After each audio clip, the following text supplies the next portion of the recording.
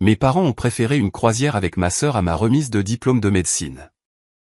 Ma mère m'a texté, ce n'est pas comme si tu étais déjà docteur. Devant 10 000 personnes, l'oratrice a raconté mon histoire. Mon téléphone a explosé d'appels. Mon nom est Clémentine. J'ai 28 ans. Le jour même où j'ai obtenu mon diplôme de l'une des écoles de médecine les plus prestigieuses du pays, j'étais assise dans un stade immense, entourée de 10 000 parents acclamants, tenant un SMS de ma mère qui a glacé mon sang. J'ai regardé l'océan massif de familles fières tenant des bouquets de fleurs et affichant des pancartes colorées, et j'ai localisé mes 4 sièges VIP attitrés au premier rang. Ils étaient complètement vides. Mes parents, Damien et Viviane, avaient décidé de manquer ma cérémonie de remise de TOC. Ils ne l'ont pas manqué à cause d'une urgence médicale ou d'un vol annulé. Ils ont délibérément manqué ma remise de diplôme de médecine pour emmener ma petite sœur, Théa, faire une croisière de luxe dans les Caraïbes afin de célébrer ses 10 000 abonnés sur sa page de médias sociaux de style de vie. Alors que j'étais assise là, suffoquant dans ma lourde toge de velours, essuyant les larmes d'humiliation absolue, et écoutant les acclamations assourdissantes d'étrangers, mon téléphone a vibré avec un message envoyé depuis l'internet premium du bateau de croisière. Il disait, « Amuse-toi bien aujourd'hui, Clémentine. Nous buvons des margaritas au bord de la piscine. Ne sois pas trop dramatique à propos de notre absence à la cérémonie. Ce n'est pas comme si tu étais vraiment médecin pour l'instant, de toute façon, puisque tu as encore ton internat. » J'ai cru que j'allais avaler tranquillement cette insulte, tout comme j'avais avalé toutes les autres insultes au cours des 28 dernières années. J'ai cru que ma famille allait encore une fois réussir à effacer mon existence. Mais ensuite, la conférencière principale est montée sur l'estrade. Elle s'appelait Dr. Caroline Dubois, une chirurgienne pédiatrique de renommée mondiale et une femme qui ne tolérait absolument pas les imbéciles. Elle a regardé les 10 000 personnes dans la foule du stade. Elle a regardé directement les caméras diffusant le direct officiel à des milliers d'autres en ligne. Elle a lentement plié son discours préparé, s'est penchée vers le microphone, et a fait quelque chose qui a fait imploser violemment et publiquement toute la fausse réalité de ma famille. Elle les a interpellés par leur nom complet lors d'une diffusion en direct. En 30 secondes, mon téléphone a commencé à exploser avec des appels paniqués de la famille. Avant de vous dire exactement ce que le docteur Dubois a dit à cette foule immense et comment cela a détruit de façon permanente la position sociale de mes parents, veuillez prendre un instant pour aimer cette vidéo et vous abonner à la chaîne. Mais seulement si vous aimez sincèrement les histoires de familles toxiques qui reçoivent exactement le karma public qu'elles méritent. De plus, laissez un commentaire maintenant et dites-moi d'où dans le monde vous regardez aujourd'hui. Maintenant, laissez-moi vous ramener dans la banlieue aisée de Lyon pour vous montrer exactement comment ce cauchemar a commencé. En grandissant dans une banlieue riche et très soignée de Lyon, ma famille fonctionnait selon un système de points très strict et entièrement tacite. Mon père, Damien, était un consultant d'entreprise de haut niveau qui considérait notre famille exactement comme un portefeuille d'actions. Il n'investissait du temps et de l'affection que dans les actifs qui rapportaient le plus publiquement. Ma mère, Viviane, était une femme entièrement consumée par la politique brutale de notre association de quartier locale et de son club de golf exclusif. Pour eux, l'apparence était la seule monnaie qui comptait réellement. Et trônant confortablement au sommet de leur système de valeurs tordues se trouvait ma petite sœur, Théa. Théa était exactement le genre de fille que mes parents voulaient montrer. Elle avait des cheveux blonds parfaits, un charisme de pom-pom girl bruyant et pétillant, et une soif d'attention sans fin. Elle n'était pas particulièrement intelligente et manquait de véritable éthique de travail. Mais dans ma maison, c'était des détails mineurs. Tout ce que Théa faisait était traité comme un exploit monumental de niveau olympique. Moi, en revanche, j'étais traité comme une erreur administrative ennuyeuse. J'étais calme, profondément académique et entièrement désintéressé de la lutte sociale superficielle dont ma mère était obsédée. Je veux vous donner un exemple précis pour que vous compreniez vraiment l'environnement dans lequel j'étais piégé. Quand j'avais 16 ans et que Théa en avait 14, elle a participé au spectacle de talent du collège local. Elle a interprété une routine vocale pop très chorégraphiée et légèrement fausse. Elle a remporté la 3e place, pas la première, la 3e. Quand ils ont annoncé son nom, mon père s'est levé au milieu de l'auditorium bondé et a applaudi si fort que son visage est devenu rouge. Le soir suivant, il a réservé toute la salle arrière d'un restaurant italien coûteux en centre-ville juste pour célébrer son ruban de bronze. Il a invité 2 douzaines d'amis de la famille, a acheté un énorme gâteau personnalisé avec son visage imprimé en glaçage, et a fait un toast de 5 minutes sur la façon dont Théa était destinée à une célébrité absolue. J'étais assise au bout de cette longue table, mangeant silencieusement mes pâtes, complètement ignorée par tout le monde. Exactement 2 ans plus tard, ce fut mon tour de réaliser quelque chose. J'avais mis toute mon énergie dans mes études. Je savais que l'éducation était ma seule issue viable face à leur favoritisme étouffant. J'ai obtenu mon diplôme de notre lycée très compétitif en tant que major de promotion incontesté. J'avais une moyenne générale parfaite, des résultats de tests sans faille, et j'avais obtenu une bourse d'études académiques complète pour mon diplôme de premier cycle. Pendant la cérémonie de remise des diplômes, je me suis tenu au podium devant 2000 personnes et j'ai prononcé le discours du major de promotion. J'ai parlé de résilience, de travail acharné et de regard vers l'avenir. Lorsque la cérémonie s'est terminée, j'ai quitté le terrain de football, serrant mon diplôme, espérant désespérément que mes parents me regarderaient enfin avec la même fierté qu'ils réservaient à Théa. Je les ai trouvés près des gradins. Mon père vérifiait ses emails professionnels sur son téléphone. Ma mère ajustait ses lunettes de soleil de créateur coûteuses. Quand je me suis approché d'eux, ma mère ne m'a pas fait de câlin. Elle n'a pas dit félicitations. Elle a juste soupiré lourdement et a dit, « Clémentine, ton discours était incroyablement long. Tu as utilisé tant de mots compliqués que cela a honnêtement ennuyé les gens. La prochaine fois, essaie d'être un peu plus divertissante comme ta sœur. » Théa, qui avait à peine réussi son cours de mathématiques de 2e année, a juste souri et m'a tapoté l'épaule avec condescendance. Ils ne m'ont pas emmené dans un restaurant italien coûteux. Nous sommes rentrés à la maison en silence complet et j'ai mangé du poulet froid resté au réfrigérateur pour le dîner pendant qu'ils regardaient la télévision dans le salon. Cette nuit-là, assise seule dans ma chambre sombre, j'ai fait un vœu silencieux. J'ai réalisé que me faire petite pour qu'ils soient à l'aise ne gagnerait jamais leur amour. Alors, j'ai décidé de faire exactement le contraire. J'ai décidé de viser si haut qu'ils seraient absolument forcés de reconnaître mon existence. Je voulais devenir chirurgienne pédiatrique. Je me suis plongé dans mes études prémédicales de premier cycle avec un niveau de dévouement qui frôlait l'obsession pure. J'ai fait du bénévolat à l'hôpital pour enfants local. J'ai rejoint des laboratoires de recherche épuisants. Et j'ai passé mes week-ends à mémoriser de lourds manuels de chimie organique. Pendant que je faisais des nuits blanches à la bibliothèque universitaire, Théa abandonnait son collège communautaire local après un seul semestre. Elle a annoncé que l'éducation traditionnelle bloquait son énergie créative et qu'elle allait devenir une influenceuse de style de vie sur les médias sociaux. Mes parents ont complètement soutenu son délire. Ils lui ont acheté des milliers d'euros d'équipements de caméras professionnelles, d'anneaux d'éclairage professionnel et de vêtements de créateurs juste pour qu'elle puisse se prendre en photo buvant du café glacé dans des cafés coûteux.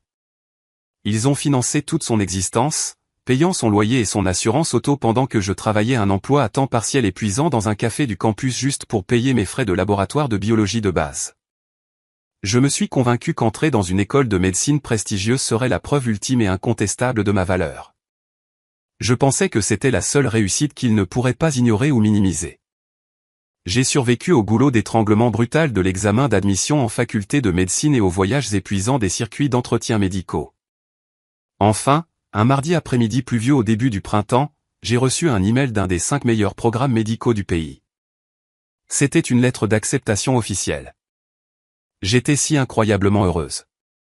Je suis tombée à genoux dans mon petit appartement hors campus et j'ai pleuré des larmes de joie pure. Toutes les nuits blanches et tous les sacrifices avaient finalement porté leurs fruits. J'ai immédiatement imprimé la lettre sur du joli papier épais.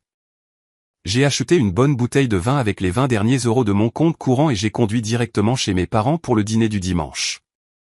J'ai franchi la porte d'entrée, sentant le rôti que ma mère cuisinait dans la cuisine. Je me sentais comme si j'avais enfin conquis le monde. Je pensais que j'allais enfin vivre la célébration familiale que j'attendais depuis 22 ans. Je pensais qu'ils allaient enfin me regarder et voir quelqu'un de précieux. J'ai attendu que nous soyons tous assis à la table à manger en acajou.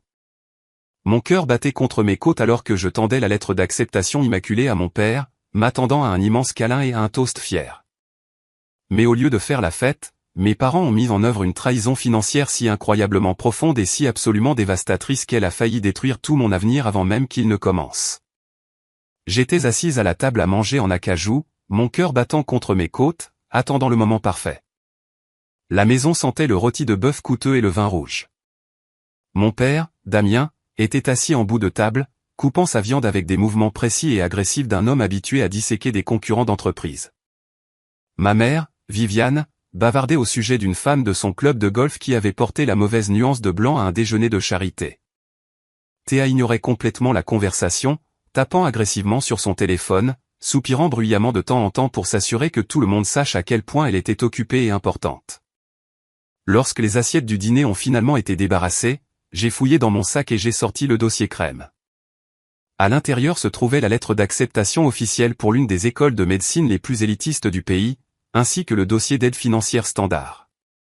J'ai pris une profonde inspiration, essayant de calmer mes mains tremblantes, et j'ai glissé le dossier directement sur le bois poli jusqu'à ce qu'il repose juste à côté du verre de vin de mon père. Les études de médecine aux États-Unis sont notoirement chères.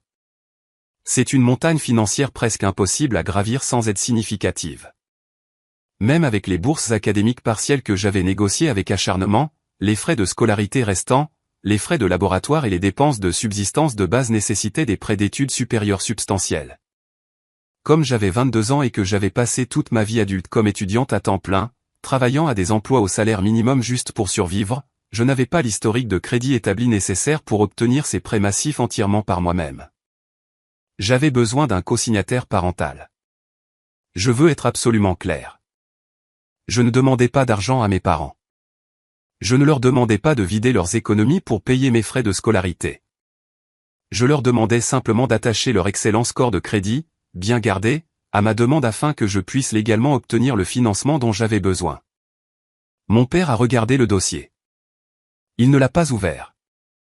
Il ne l'a même pas touché. Il a juste fixé le logo en relief de l'école de médecine sur la couverture, son expression complètement illisible. Puis il a pris sa serviette en lin, s'est essuyé lentement la bouche et m'a regardé avec des yeux froids et calculateurs. « Qu'est-ce que c'est exactement, Clémentine ?» a-t-il demandé, sa voix entièrement dépourvue de chaleur. « C'est ma lettre d'acceptation à l'école de médecine, » ai-je dit, un sourire immense et sincère éclairant mon visage malgré mon anxiété. J'ai été accepté. Je vais devenir chirurgienne pédiatrique et les formulaires derrière la lettre sont justes pour les prêts d'études supérieures fédéraux et privés. J'ai juste besoin que vous les co-signiez pour que la banque libère les fonds avant le début du semestre d'automne. Pendant un moment, la pièce fut complètement silencieuse. J'ai attendu le sourire. J'ai attendu que ma mère allaite de joie. J'ai attendu que mon père se lève et me dise à quel point il était fier que sa fille ait accompli quelque chose d'aussi monumental. Au lieu de cela, mon père a délibérément repoussé le dossier sur la table avec son index. Il a glissé sur le bois poli et s'est arrêté juste devant moi, entièrement non ouvert.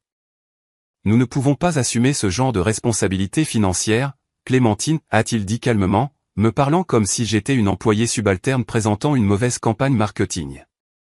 Ta mère et moi avons passé les dernières semaines à examiner notre portefeuille financier, et co-signer un prêt de cette ampleur est tout simplement trop risqué pour nous en ce moment.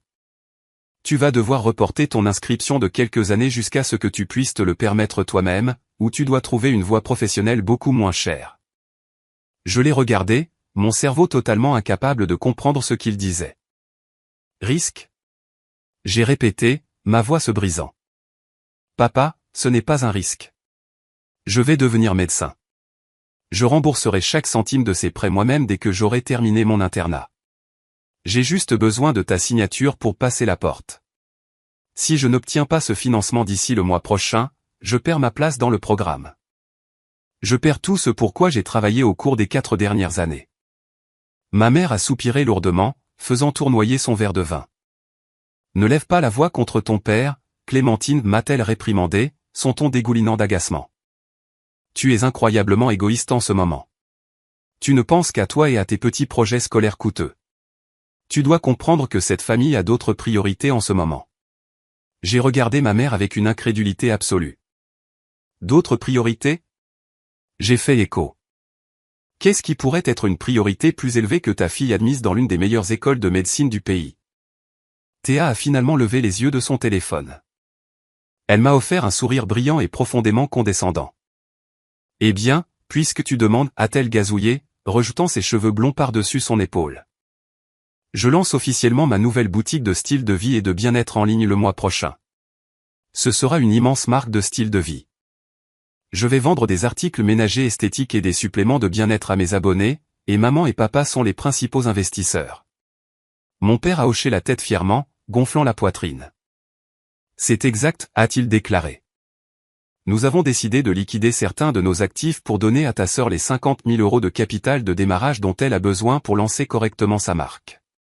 Démarrer une entreprise nécessite un capital initial important, Clémentine. Nous installons Théa pour un succès entrepreneurial à long terme. Par conséquent, notre crédit et notre argent sont entièrement liés. Nous ne pouvons pas t'aider. J'étais complètement figé sur ma chaise. L'air dans la salle à manger est soudain devenu incroyablement mince.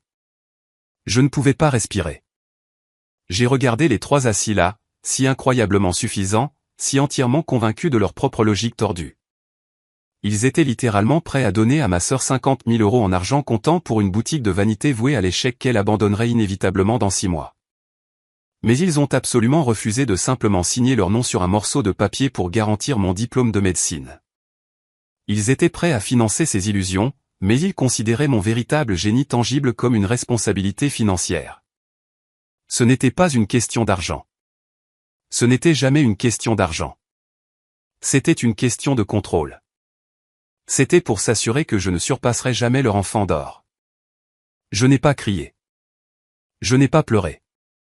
J'ai lentement ramassé le dossier crème, l'ai remis dans mon sac et me suis levé de table. Je comprends, ai-je dit doucement. Ma voix sonnait étrangère à mes propres oreilles, entièrement creuse et complètement morte. Je comprends exactement quelle est ma place dans cette famille. J'ai quitté leur maison ce dimanche soir et j'ai su avec une certitude absolue que j'étais entièrement seul. Je n'avais aucun filet de sécurité. Je n'avais aucun soutien familial. Si je voulais devenir chirurgienne, j'allais devoir traverser un enfer absolu pour y arriver. Le lendemain matin, je suis allé au bureau de l'aide financière et j'ai fait ce que des milliers d'étudiants désespérés et sans soutien sont forcés de faire chaque année. J'ai demandé des prêts étudiants privés prédateurs à taux d'intérêt élevés qui ne nécessitaient pas de co-signataires. Les taux d'intérêt étaient absolument astronomiques. J'étais pratiquement en train de signer tout mon avenir financier aux banques. Mais je m'en fichais. J'avais besoin de cette place dans le programme de médecine. Mais les prêts ne couvraient que mes frais de scolarité. Ils ne couvraient pas mon loyer, mes manuels de médecine coûteux, mon équipement de laboratoire ou mes courses. J'avais besoin d'une source de revenus massifs que je pourrais gérer autour de mon horaire éreintant de faculté de médecine. Alors, j'ai postulé pour un emploi d'ambulancière urgentiste de nuit. Pendant les 2 premières années de médecine, ma vie est devenue un cauchemar brutal et impitoyable d'endurance pure. Alors que mes camarades de classe riches passaient leur week-end à faire du ski à Chamonix et à étudier dans des lofts hors campus coûteux payés par leurs parents, je vivais dans un état d'épuisement agonisant constant. Mon réveil sonnait à 6 heures du matin. Je suivais des cours de médecine intenses, des laboratoires d'anatomie et des simulations cliniques jusqu'à 17 heures. Ensuite, je me précipitais vers mon petit appartement exigu, dormais exactement 3 heures, et me réveillais à 20h30 pour enfiler mon uniforme d'ambulancier lourd bleu marine et mes bottes à embout d'acier. Je travaillais le quart d'ambulance de nuit de 21h à 5h du matin. J'ai vu les pires coins de la ville. Pendant ces quarts de nuit, j'ai traité des accidents de voiture horribles, des traumatismes violents et des urgences médicales déchirantes. Mon uniforme sentait constamment l'antiseptique hospitalier âcre, le café rassis et la sueur. Pendant les rares heures calmes de la nuit où la radio était silencieuse, je m'asseyais à l'arrière de l'ambulance glacée sous les lumières fluorescentes vacillantes, feuilletant frénétiquement mes fiches de chimie organique et d'anatomie avancée. Je survivais grâce au café des distributeurs automatiques et à l'adrénaline désespérée. J'ai perdu du poids. J'avais des cernes violets foncés permanents sous les yeux. J'étais entièrement aliéné de mes pairs de médecine parce que je n'avais jamais le temps ou l'argent pour socialiser avec eux. J'étais un fantôme hantant les amphithéâtres de jour et les rues de la ville de nuit. Le prix physique et mental était absolument dévastateur. Je poussais mon corps au-delà de ses limites naturelles, et je savais que j'étais dangereusement proche de l'épuisement total. Je me tenais parfois sous la douche après un quart de nuit, laissant l'eau chaude laver la crasse de ma peau, et je pleurais sous le poids écrasant de l'épuisement.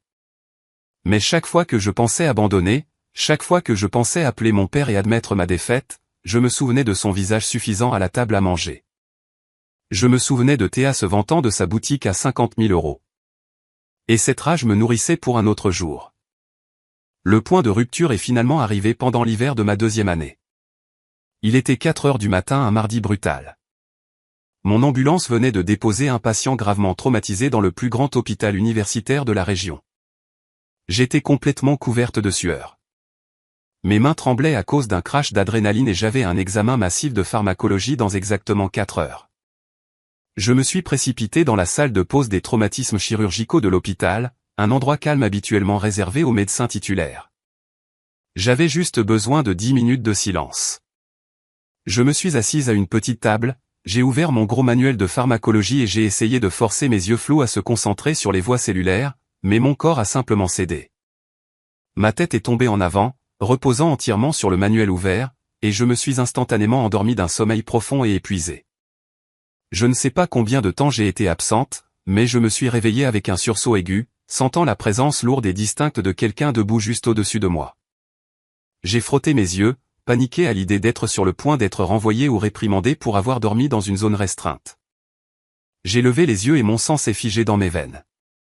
Debout de l'autre côté de la petite table de la salle de pause, tenant une tasse de café noir fumante et me regardant avec une expression de surveillance intense et terrifiante, se trouvait la figure la plus intimidante de tout l'hôpital.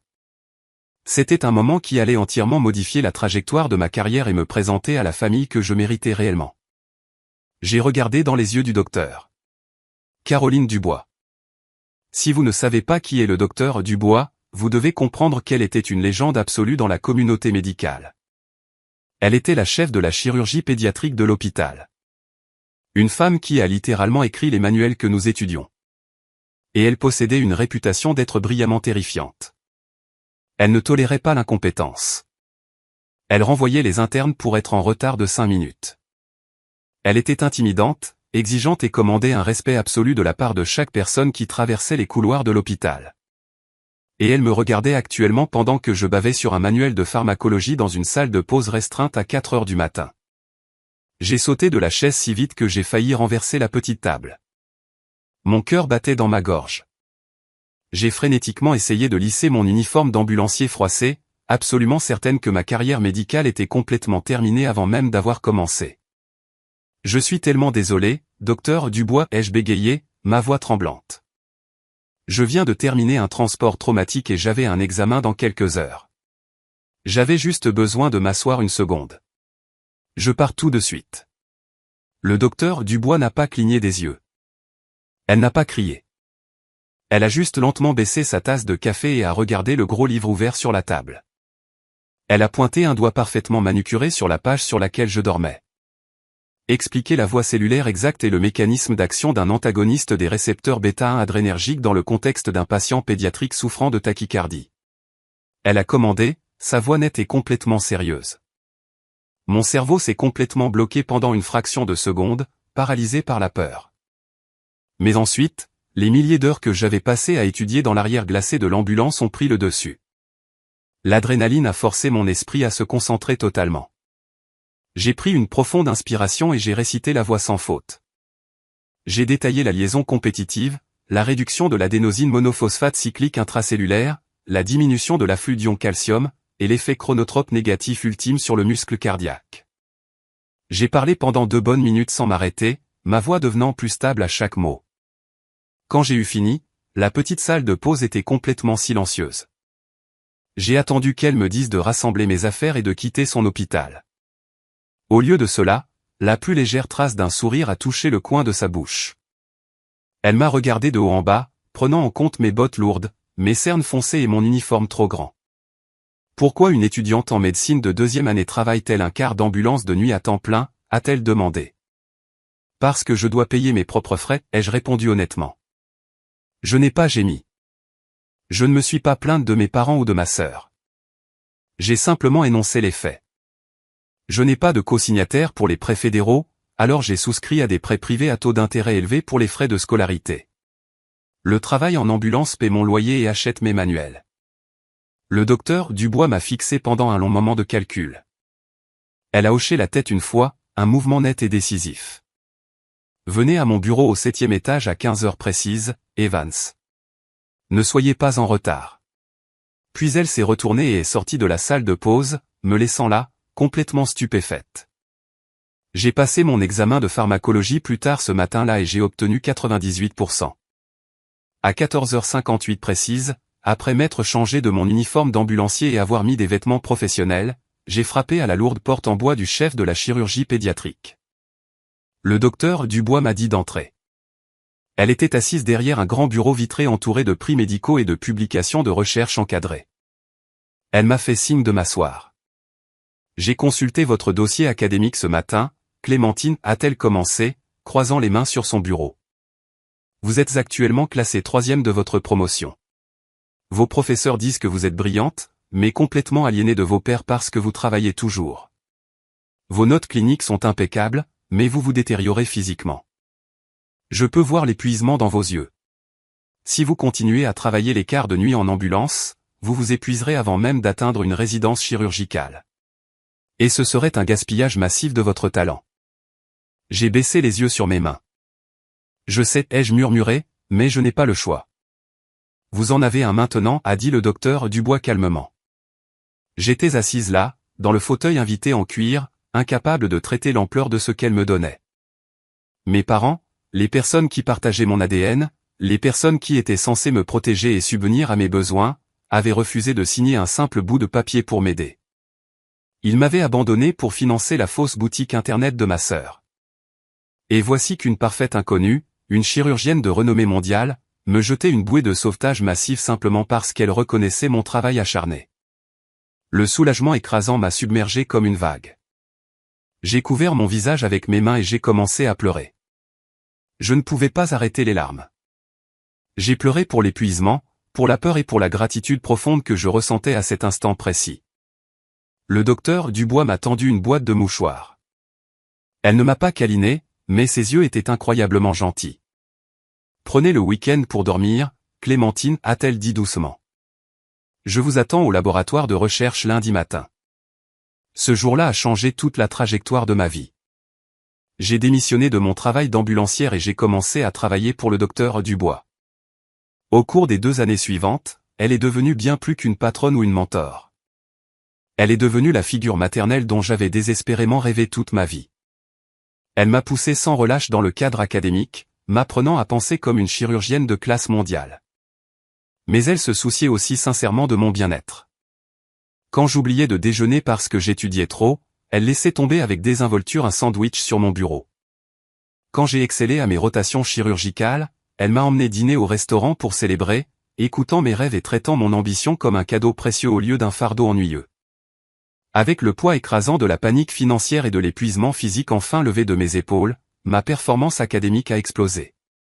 Je suis passé de la 3e à la 1re place absolue de ma promotion. Je suis devenu l'étudiante en médecine numéro 1 incontestée de ma cohorte. À ma dernière année, j'avais obtenu une résidence en chirurgie pédiatrique très convoitée dans l'un des meilleurs hôpitaux de la côte ouest. J'avais construit un cercle d'amis magnifiques et farouchement protecteurs dans mon programme de médecine. J'avais construit une vie dont j'étais incroyablement fier. J'avais trouvé ma famille choisie. Mais le traumatisme est une chose très compliquée. Malgré tous mes succès massifs, malgré avoir le respect du plus grand chirurgien de l'hôpital, il restait un petit enfant intérieur, profondément brisé, qui voulait désespérément que ses parents biologiques l'aiment. Je voulais que mon père me regarde de la même manière qu'il regardait Théa quand elle gagnait la 3e place à un spectacle de talent du collège. Je voulais que ma mère se vante de moi auprès de ses amis du club de golf. Je pensais que s'il pouvait simplement me voir marcher sur cette scène immense vêtue de la lourde toge de velours d'un docteur en médecine, diplômé en tête de ma promotion, il se réveillerait enfin. Je pensais qu'il réaliserait enfin ce qu'il manquait. La remise des diplômes approchait à la fin mai. En tant que major de promotion de la faculté de médecine, j'ai reçu 4 billets VIP au premier rang pour la cérémonie de la toque dans l'immense stade universitaire. J'ai tenu ces 4 billets brillants dans mes mains pendant des jours, débattant de ce qu'il fallait faire. Mes amis m'ont dit de les donner à des personnes qui me soutenaient réellement. Le docteur Dubois m'a dit de protéger ma paix. Mais l'espoir d'une fille cherchant l'approbation de ses parents est une chose très difficile à tuer. J'ai acheté une belle carte coûteuse. J'ai soigneusement placé les 4 billets VIP à l'intérieur. J'ai écrit une longue lettre sincère à mes parents. Je leur ai parlé de mon affectation en résidence. Je leur ai dit que malgré tout ce qui s'était passé avec les prêts, je voulais toujours qu'ils soient là pour partager le jour le plus important de ma vie. J'ai envoyé le colis à leur maison à Lyon et j'ai attendu. Pendant une semaine entière, je n'ai absolument rien su. Pas d'appel téléphonique, pas de message texte. Je me suis convaincu qu'ils étaient juste en train de régler leurs arrangements de voyage. Je me suis convaincu qu'ils préparaient un dîner surprise pour célébrer mon accomplissement. Puis, exactement 10 jours avant ma cérémonie de remise des diplômes, mon téléphone a sonné. C'était ma mère. Elle semblait incroyablement excitée, sa voix vibrant pratiquement d'énergie. « Clémentine, a-t-elle gazouillé. Nous avons reçu ta petite invitation par la poste. Écoute, ton père et moi te ramenons à Lyon ce week-end. Nous organisons un grand dîner de famille au club de golf samedi soir et ta présence est absolument obligatoire. » Mon cœur s'est envolé. Mes mains ont commencé à trembler de bonheur. Ils organisaient une fête pour moi. Ils me ramenaient à Lyon pour célébrer mon diplôme de médecine devant toute la famille. Après 26 ans à être le bouc émissaire invisible, j'allais enfin avoir mon moment de gloire. J'ai immédiatement réservé le vol, emballé une belle robe et je suis rentré à Lyon, complètement inconsciente du fait que je marchais droit dans un piège massif et déchirant. Je suis arrivé au club de golf samedi soir, m'attendant à voir des bannières de félicitations ou peut-être un gâteau avec un stéthoscope dessus. Mais lorsque j'ai poussé la porte de la salle à manger privée, il n'y avait aucune mention de ma remise de diplôme. Au lieu de cela, la pièce était décorée de ballons argentés massifs épelant le nombre 10 000. Mes parents rayonnaient. Théa portait une robe de cocktail scintillante, tenait un verre de champagne et savourait les applaudissements de vin de nos parents les plus proches. J'ai pris place à table, un œuf froid se formant dans l'estomac. J'ai vite compris que ce dîner n'avait absolument rien à voir avec ma réussite en chirurgie. Et quand ma mère s'est levée pour faire sa grande annonce, elle a livré l'insulte finale sans remords qui a finalement brisé mon cœur en 1 million de morceaux irréparables. J'ai poussé les lourdes portes en acajou de la salle à manger privée du Country Club de Lyon, m'attendant à trouver une célébration de mon diplôme de médecine. Je portais une nouvelle robe que j'avais achetée spécifiquement pour cette occasion. J'avais passé tout le vol de la Californie à Washington à imaginer comment mes parents présenteraient enfin ma résidence chirurgicale pédiatrique très compétitive à notre famille élargie. J'imaginais mon père passer son bras autour de mon épaule et m'appeler Dr Evans pour la toute première fois. J'imaginais ma mère raconter à ses amis fortunés ma résidence chirurgicale pédiatrique très compétitive. Mais l'univers a une façon très cruelle de corriger vos attentes naïves. Quand j'ai poussé les lourdes portes en acajou de la suite de restauration privée, la première chose que j'ai vue n'était pas une bannière me félicitant. J'ai vu d'énormes ballons argentés scintillant flotter près du plafond. Ils épelaient le nombre 10 000. La salle était remplie d'environ 20 de nos parents et amis les plus proches. Ma mère courait partout, ordonnant au personnel de service de verser plus de champagne coûteux. Mon père tenait la cour près du bar privé, riant bruyamment avec ses partenaires d'affaires.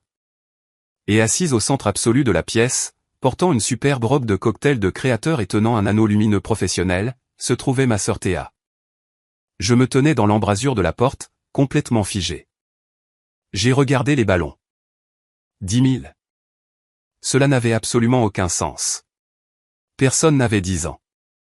Personne n'avait 100 ans.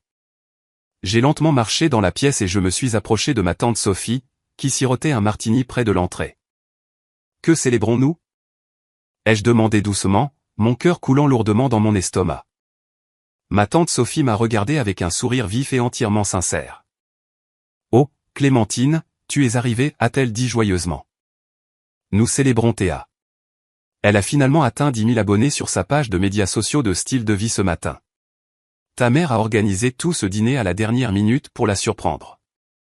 N'est-ce pas merveilleux comme sa petite boutique internet d'école ? Je me suis senti physiquement malade. J'ai regardé de l'autre côté de la pièce mes parents. Ils avaient reçu mon faire-part de remise de diplôme par la poste. Ils savaient que j'avais obtenu mon diplôme en tête de ma promotion de médecine. Ils m'avaient ramené à la maison sous prétexte d'un dîner de famille obligatoire. Et ils avaient tout fait pour m'utiliser comme accessoire de fond pour une fête célébrant ma sœur qui avait obtenu 10 000 étrangers pour regarder ses photos sur Internet. Je n'ai pas fait de scène. J'ai marché vers les sièges assignés et j'ai pris ma place à l'extrémité de la longue table à manger. J'y suis resté assise en silence complet pendant que les serveurs servaient du filet mignon coûteux et des truffes importées. J'ai regardé mes proches complimenter Théa, lui demandant ses routines de soins de la peau et ses conseils de photographie esthétique. Pas une seule personne ne m'a parlé de la faculté de médecine. Pas une seule personne n'a mentionné ma remise de diplôme. Mes parents n'avaient clairement dit à personne pourquoi j'étais en fait rentré. Lorsque les assiettes de dessert ont finalement été débarrassées, ma mère, Viviane, s'est levée au bout de la table. Elle a tapoté une cuillère en argent contre sa flûte à champagne en cristal, exigeant un silence absolu dans la pièce. Elle rayonnait de fierté. Elle a regardé Théa avec un niveau d'adoration que je n'avais jamais connu de toute ma vie. Merci à tous d'être venus si rapidement, a commencé ma mère, sa voix résonnant dans la salle privée. Aujourd'hui est un jour monumental pour la famille Evans. Construire une marque à partir de zéro demande un dévouement incroyable, des nuits tardives et un engagement absolu envers l'excellence. Théa a versé son cœur et son âme dans sa page de style de vie, et aujourd'hui, elle a officiellement atteint 10 000 abonnés. Elle est officiellement une influenceuse. La salle a éclaté en de vifs applaudissements. Théa a rougi et a envoyé des baisers aux proches. J'ai baissé les yeux sur mes mains, mes ongles s'enfonçant si fort dans mes paumes qu'ils laissaient des marques en forme de croissant profonde. Mais ma mère n'avait pas fini. Elle a levé la main pour calmer la pièce. Parce que nous sommes si incroyablement fiers de son immense réussite, ton père et moi avons décidé qu'un simple dîner ne suffisait pas. Nous voulions faire quelque chose de vraiment inoubliable. Alors, pour célébrer Théa atteignant ce jalon, nous avons officiellement réservé une croisière de luxe de 10 jours, toutes dépenses payées, aux Bahamas pour nous trois. Nous partons ce jeudi. Les applaudissements ont recommencé, mais je ne pouvais pas les entendre. Le sang affluait dans mes oreilles si fort que cela ressemblait à un océan rugissant. J'ai regardé ma mère, incapable de traiter ce qu'elle venait de dire. Jeudi. Il partait jeudi. Ma cérémonie de remise des diplômes, la cérémonie de la TOC, où je recevrai officiellement mon doctorat en médecine devant 10 000 personnes, était vendredi. Je me suis levé de table, ma chaise a raclé bruyamment contre le plancher de bois dur, coupant violemment les applaudissements. Toute la pièce est devenue complètement silencieuse. 20 paires d'yeux se sont tournés pour me regarder. Ma mère a baissé son verre de champagne, une expression de profonde contrariété traversant son visage.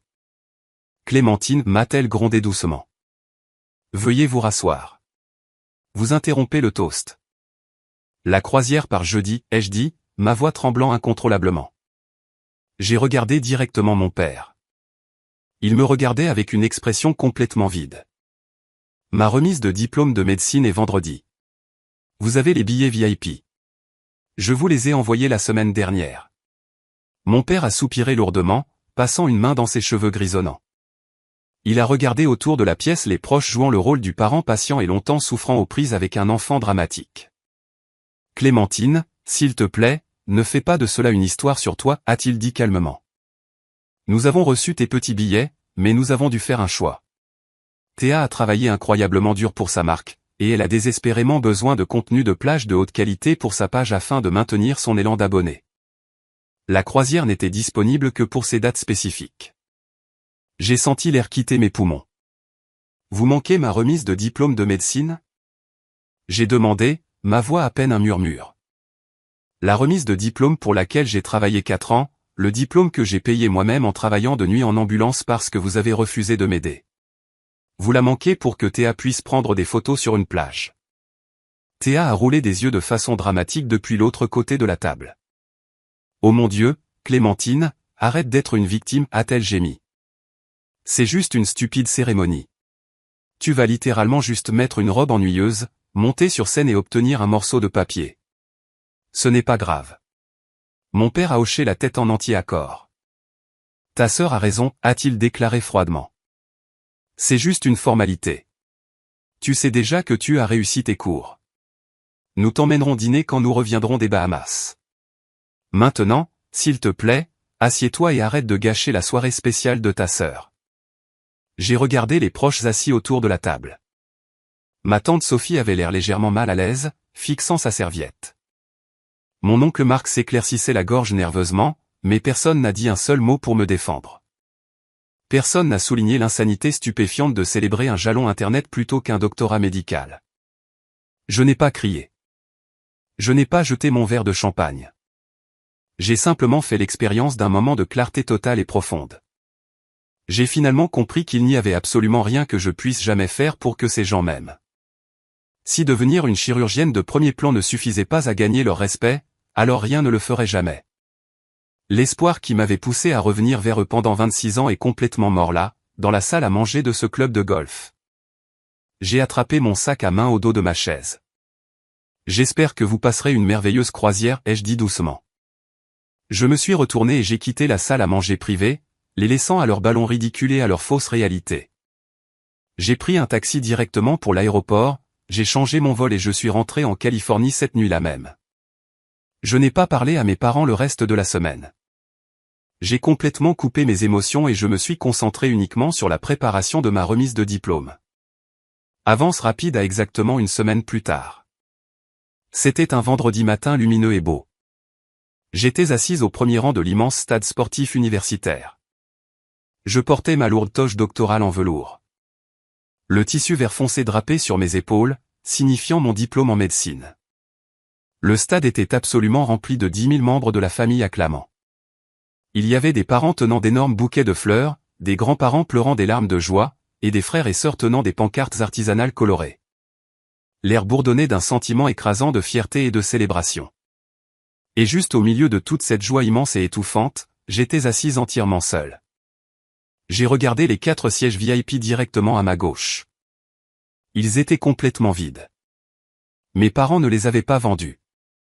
Ils ne les avaient pas donnés. Ils les avaient simplement laissés vides. Un rappel physique flagrant de mon manque total de valeur à leurs yeux. Alors que le président de l'université prononçait ses remarques d'ouverture, j'ai senti mon téléphone vibrer dans la poche de ma robe sous ma lourde toge. Je l'ai sorti. C'était un SMS de ma mère envoyé via le forfait Internet premium coûteux de leur bateau de croisière de luxe. J'ai ouvert le message. Il disait « Amuse-toi bien aujourd'hui, Clémentine.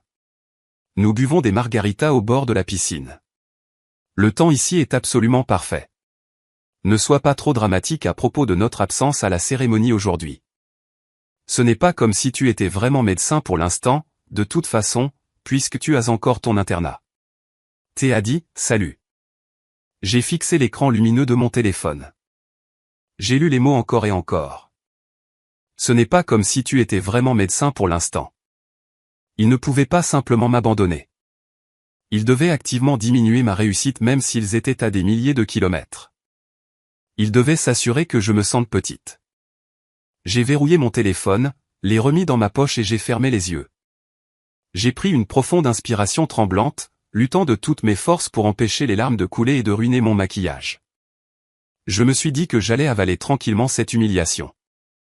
Je me suis dit que j'allais simplement monter sur scène, prendre mon diplôme et disparaître dans mon internat sans jamais regarder en arrière. Mais j'avais complètement oublié qui devait prononcer le discours d'ouverture ce matin-là. Les haut-parleurs du stade ont grésillé. Le doyen de la faculté de médecine est monté sur l'estrade et a annoncé notre conférencière principale. Accueillons la chef de la chirurgie pédiatrique, une pionnière absolue dans le domaine médical, et un mentor pour tant de nos étudiants diplômés aujourd'hui, le docteur Caroline Dubois. Le stade a éclaté en de vifs applaudissements. J'ai ouvert les yeux et j'ai regardé le docteur Dubois marcher avec confiance sur la grande scène.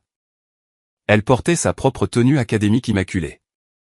Elle tenait un portefeuille en cuir contenant le discours qu'elle préparait depuis des semaines. Un discours sur l'avenir de la médecine, les responsabilités éthiques d'être un médecin et les incroyables avancées technologiques attendant notre génération. Elle a atteint le podium en bois et a ajusté le microphone. Les caméras de stade haute définition ont zoomé sur son visage, diffusant son image sur les gigantesques écrans au-dessus du terrain et aux milliers de personnes regardant la diffusion officielle en ligne. Le docteur Dubois a ouvert son portefeuille en cuir. Elle a regardé ses notes soigneusement tapées, puis elle s'est arrêtée. Elle a levé les yeux du papier. Elle a balayé le premier rang de la classe diplômée jusqu'à ce que ses yeux se fixent entièrement sur moi. Elle a regardé les 4 sièges VIP manifestement vides juste à côté de moi. J'ai vu un éclair de pure fureur non dissimulée traverser son visage. C'était exactement le même regard terrifiant qu'elle adressait aux résidents chirurgicaux arrogants qui commettaient des erreurs critiques dans sa salle d'opération. Le docteur Dubois a lentement fermé son portefeuille en cuir. Elle l'a poussé sur le côté de l'estrade. Elle ne regarda pas ses notes préparées. Elle s'est penchée en avant, agrippant les bords du podium, et a regardé directement la caméra de diffusion principale qui diffusait la cérémonie à des milliers de téléspectateurs en ligne. J'avais un discours préparé pour vous aujourd'hui, a commencé le docteur Dubois, sa voix profonde, autoritaire et résonnant parfaitement à travers les haut-parleurs du stade. J'allais vous parler de l'avenir de la médecine. J'allais vous parler des responsabilités éthiques de porter la blouse blanche, des avancées technologiques attendant votre génération, et de l'incroyable privilège de sauver des vies humaines. Mais alors que je me tiens ici en regardant cette promotion de diplômés, je me rends compte que prononcer un discours standard et confortable serait rendre un mauvais service à la réalité de ce qu'il faut pour s'asseoir dans ces chaises. Un murmure a parcouru la faculté assise derrière elle sur scène. Le doyen de la faculté de médecine avait l'air légèrement nerveux, se déplaçant sur son siège. Les conférenciers principaux des universités prestigieuses ne s'écartaient généralement pas du scénario, mais le docteur Dubois était intouchable, et elle faisait exactement ce qu'elle voulait. Aujourd'hui, a-t-elle poursuivi, sa voix tranchant l'air chaud du printemps avec une précision chirurgicale absolue. Je veux vous parler de sacrifice. Nous regardons un étudiant en médecine diplômé et nous voyons le triomphe. Nous voyons les résultats parfaits au test, les rotations cliniques réussies et le prestige du diplôme. Ce que nous ne voyons pas, ce sont les cicatrices invisibles. Nous ne voyons pas le poids écrasant des obstacles que certains de ces esprits brillants ont dû surmonter juste pour survivre. J'ai senti une étrange sensation de picotement au fond de ma nuque. Mon cœur a commencé à battre un peu plus vite. Je n'avais aucune idée où elle voulait en venir, mais l'intensité dans ses yeux rendait clair qu'elle était incroyablement en colère. Je veux vous raconter l'histoire d'une étudiante spécifique qui obtient son diplôme au premier rang aujourd'hui, a dit le docteur Dubois, son regard balayant l'audience avant de revenir à la caméra. Il y a 4 ans, cette étudiante a été acceptée dans ce programme d'élite uniquement sur son propre mérite indéniable. Elle avait les notes. Elle avait la motivation. Elle avait simplement besoin d'une signature parentale pour obtenir ses prêts d'études supérieures. Pas d'argent, juste une signature. Mais ses parents l'ont regardée dans les yeux et ont refusé. Ils lui ont dit qu'elle était une responsabilité financière. Ils ont refusé de co-signer ses prêts parce qu'ils avaient décidé de prendre 50 000 € de leurs actifs liquides et de les donner à leur plus jeune fille pour lancer une fausse boutique internet de style de vie. Le stade était si silencieux qu'on pouvait entendre les drapeaux claquer dans le vent. Un halètement collectif audible a parcouru les milliers de parents assis dans les gradins. Les gens assis directement derrière moi ont commencé à chuchoter frénétiquement. J'ai senti mon sang se retirer complètement de mon visage. J'étais paralysé. Je ne pouvais pas croire qu'elle disait cela à voix haute. Parce que sa famille l'a complètement abandonnée financièrement, a poursuivi le docteur Dubois, sa voix s'élevant en puissance et en indignation juste. Cette étudiante brillante a été forcée de souscrire à des prêts prédateurs à taux d'intérêt élevés juste pour payer ses frais de scolarité. Mais cela ne couvrait pas son loyer ou sa nourriture. Alors que beaucoup de ses pairs se reposaient ou socialisaient, cette étudiante travaillait à temps plein les quarts de nuit comme ambulancière urgentiste. Elle travaillait dans une ambulance de 21 h à 5 h du matin, traitant des traumatismes graves en ville. Et puis elle est entrée dans mon laboratoire d'anatomie à 8 h du matin et a obtenu parfaitement à chaque examen. Elle dormait 3 heures par nuit. Elle survivait grâce à la nourriture des distributeurs automatiques. Elle s'est littéralement presque tuée à la tâche parce que les personnes qui étaient censées la protéger ont décidé qu'elle ne valait pas leur signature. Les larmes ont instantanément monté à mes yeux, entendre ma propre lutte angoissante validée et exprimée à voix haute par la femme que je respectais le plus au monde a complètement brisé le barrage que j'avais construit autour de mes émotions. J'ai couvert ma bouche avec ma main tremblante. Mais son intelligence absolue ne pouvait être cachée, a dit le docteur Dubois, sa voix s'adoucissant juste un peu. Je l'ai embauchée comme assistante de recherche. Je l'ai vue devenir l'esprit chirurgical le plus vif et le plus dévoué que j'ai vu en 20 ans de pratique de la médecine. Elle est passée du bas de ses circonstances à devenir l'étudiante la plus performante de toute cette promotion. Elle a gagné chaque pouce de ce diplôme avec son propre sang, sa sueur et ses larmes. Le docteur Dubois a fait une pause. Elle a laissé le poids de l'histoire s'installer sur les 10 000 personnes dans la foule. Le silence était lourd et profond, et puis son expression s'est durcie en glace pure. Elle a regardé droit vers la caméra de diffusion, ses yeux brûlant d'une fureur protectrice féroce. On pourrait penser, a-t-elle dit, sa voix baissant sur un ton dangereusement bas qui parvenait pourtant à la dernière rangée du stade. On pourrait penser qu'une famille ferait des pieds et des mains pour être ici aujourd'hui pour être témoin d'un tel triomphe. On pourrait penser qu'ils mendiraient le pardon et applaudiraient le plus fort. Mais ils ne sont pas là. Les 4 sièges VIP alloués à ce major de promotion sont complètement vides. Les opérateurs de caméra, sentant l'énorme tension dramatique, ont commencé à faire pivoter leurs objectifs. J'ai vu la lumière rouge d'enregistrement de la grue massive se balancer directement vers ma section. Voulez-vous savoir pourquoi ces sièges sont vides, a demandé le docteur Dubois à la foule, pointant un doigt directement vers la caméra. Parce que Damien et Viviane Evans de Lyon, Washington, ont décidé que la remise de diplôme de médecine de leur fille n'était pas assez importante pour y assister. Ils lui ont dit que ce n'était qu'une cérémonie ennuyeuse. Au lieu de cela, Damien et Viviane Evans ont choisi d'emmener leur plus jeune fille, Théa, en croisière de luxe dans les Caraïbes pour célébrer le fait qu'elle avait gagné 10 000 abonnés sur une application de médias sociaux. Ils ont choisi de boire des margaritas au bord d'une piscine plutôt que de regarder leur fille aînée devenir médecin. La réaction de la foule a été instantanée et explosive. 10 000 personnes ont laissé échapper un bruit simultané de dégoût et de choc absolu. Des gens secouaient la tête. D'autres parents dans les gradins huaient bruyamment. L'audace pure de la cruauté de ma famille. Le doyen de la faculté de médecine regardait le docteur Dubois la bouche grande ouverte. Personne ne pouvait croire qu'une conférencière principale venait de nommer et de réprimander publiquement la famille toxique d'un étudiant lors d'une diffusion universitaire en direct. Le docteur Dubois a ignoré le chaos. Elle a détourné les yeux de la caméra et a pointé directement vers moi. Les gigantesques écrans au-dessus du terrain de football ont instantanément affiché mon visage. J'étais assise là dans ma toge de velours vert foncé, les larmes coulant librement sur mes joues, complètement exposée au monde. Cette étudiante est assise juste là, a dit le docteur Dubois, sa voix résonnant avec une autorité absolue. Docteur Clémentine Evans. Toute la promotion des étudiants en médecine s'est immédiatement tournée pour me regarder. Le docteur Dubois s'est agrippé au podium. Docteur Evans, vos parents biologiques ont peut-être choisi un bateau de croisière plutôt que votre cérémonie de la toque. Ils ont peut-être essayé de vous faire vous sentir petite et invisible, mais regardez autour de vous maintenant. J'ai regardé la scène. Le docteur Dubois me souriait. C'était un sourire de pure fierté maternelle féroce. Toute la communauté médicale et votre famille maintenant, a-t-elle déclaré bruyamment par les haut-parleurs. Ce qui s'est passé ensuite était quelque chose que je n'oublierai jamais de toute ma vie. Le docteur Caroline Dubois a commencé à applaudir. Puis le doyen de la faculté de médecine s'est levé et a commencé à applaudir. En 5 secondes, toute la faculté sur scène était debout.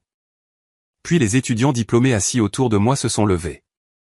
Et finalement, 10 000 inconnus dans les gradins se sont levés. Le stade a explosé en une ovation debout massive et assourdissante. Le son était comme une vague physique s'écrasant sur moi. C'était une validation rugissante et tonitruante de chaque larme que j'avais versée, de chaque quart de nuit que j'avais travaillé, et de chaque fois que mes parents m'avaient dit que je n'étais pas assez. Les étudiants assis à côté de moi, des gens qui me connaissaient à peine, me tapotaient le dos et criaient mon nom. Je me suis levé. Je tremblais si violemment que je pouvais à peine sentir mes jambes. J'ai regardé le grand écran et j'ai vu mon propre visage, des larmes brillant dans mes yeux, entouré d'une mer de gens applaudissant ma survie. Pendant 28 ans, mes parents avaient essayé de m'effacer. Ils avaient essayé de faire de moi la déception invisible. Mais à cet instant précis, debout devant 10 000 personnes, j'étais la personne la plus visible au monde. J'avais gagné. J'avais complètement et totalement gagné. Mais alors que je vivais le moment de validation le plus beau de toute ma vie, un désastre massif et incontrôlable était tranquillement en gestation à des milliers de kilomètres de là. Parce qu'Internet est un endroit très rapide et très impitoyable.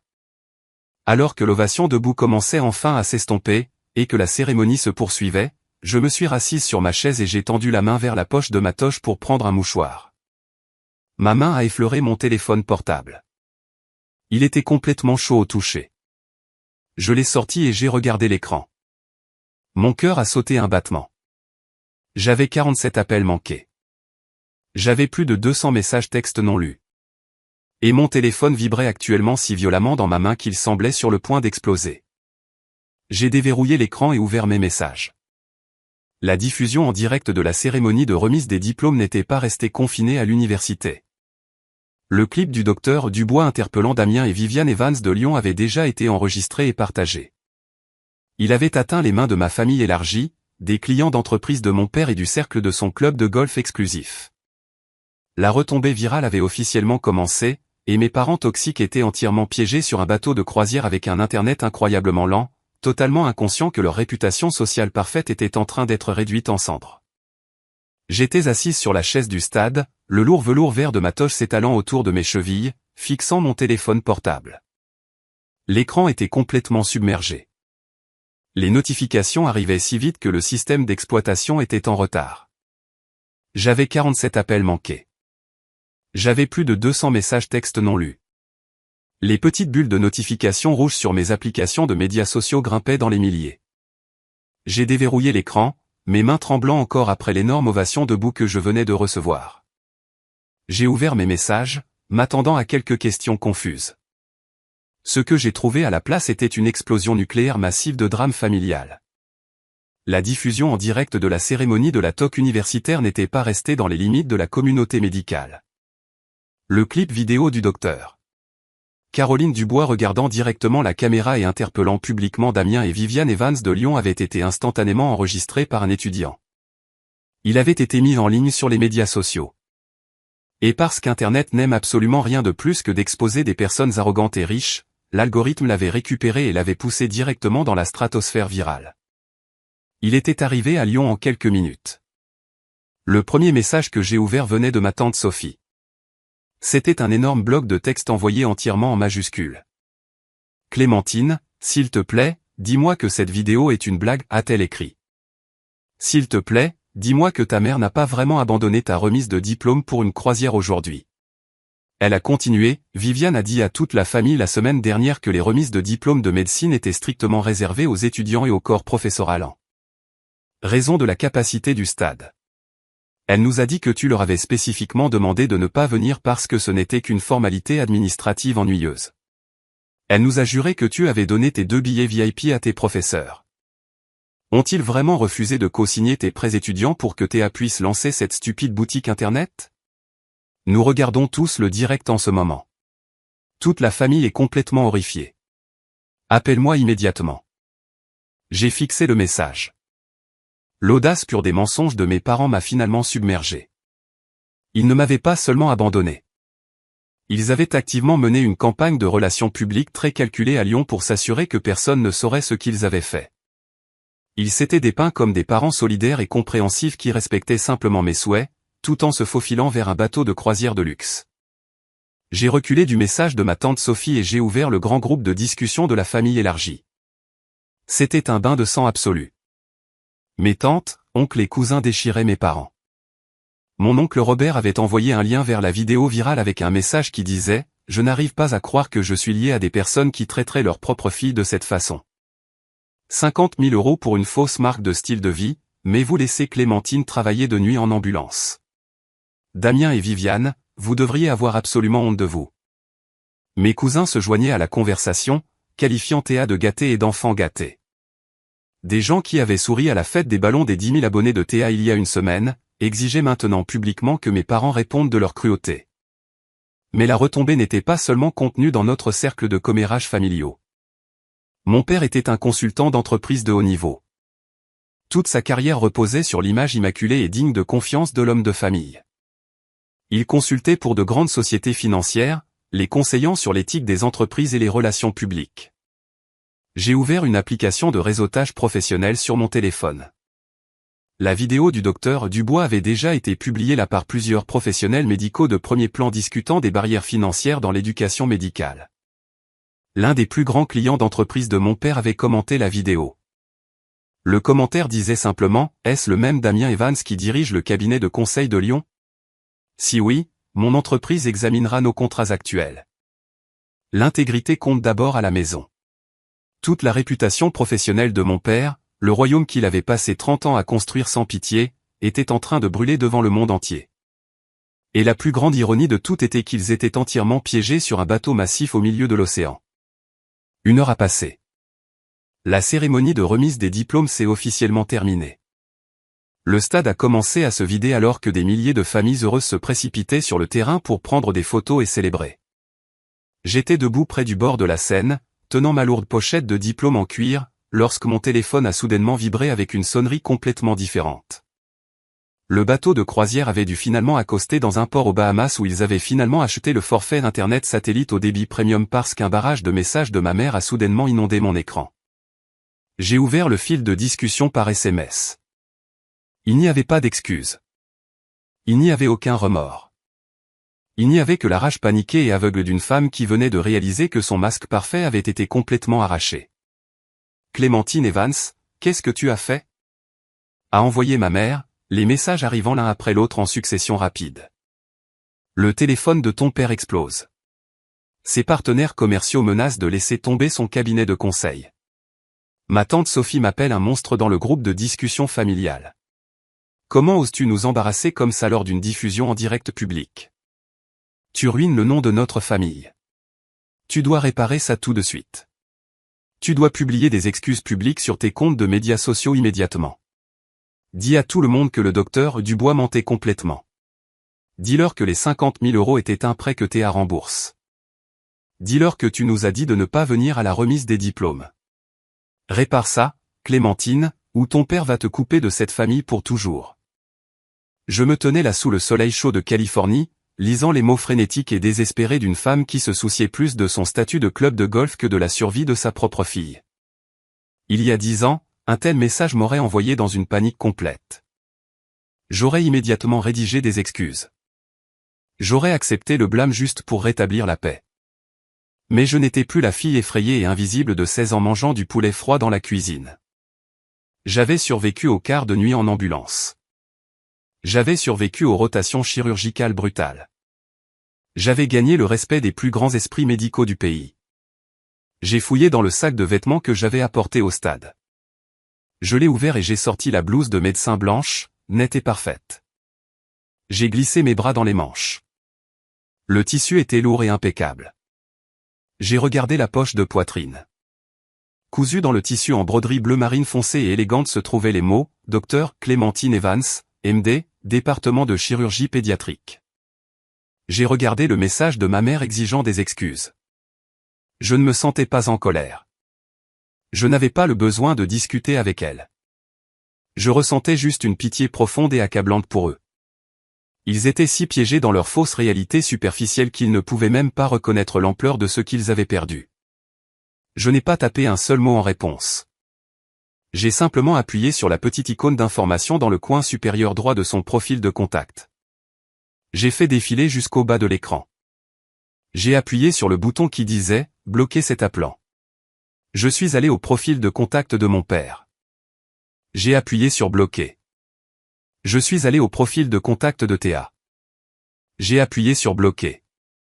Je suis allé dans mes comptes email, mes profils de médias sociaux et mes pages de réseautage professionnel, et j'ai bloqué définitivement toutes les voies numériques qu'ils pourraient éventuellement utiliser pour me joindre. J'ai coupé le cordon complètement, proprement et sans la moindre hésitation.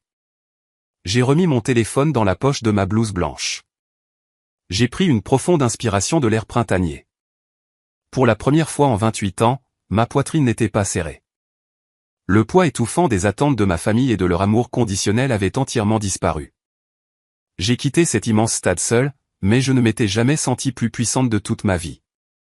Je les ai laissés se noyer dans le cauchemar de relations publiques qu'ils avaient construit de leurs propres mains. Cet après-midi a marqué le début de mon ascension silencieuse. J'ai complètement laissé mon passé derrière moi. J'ai légalement changé mon nom de famille pour le nom de jeune fille de ma grand-mère, pour complètement rompre toute association professionnelle avec le cabinet de conseil disgracié de mon père.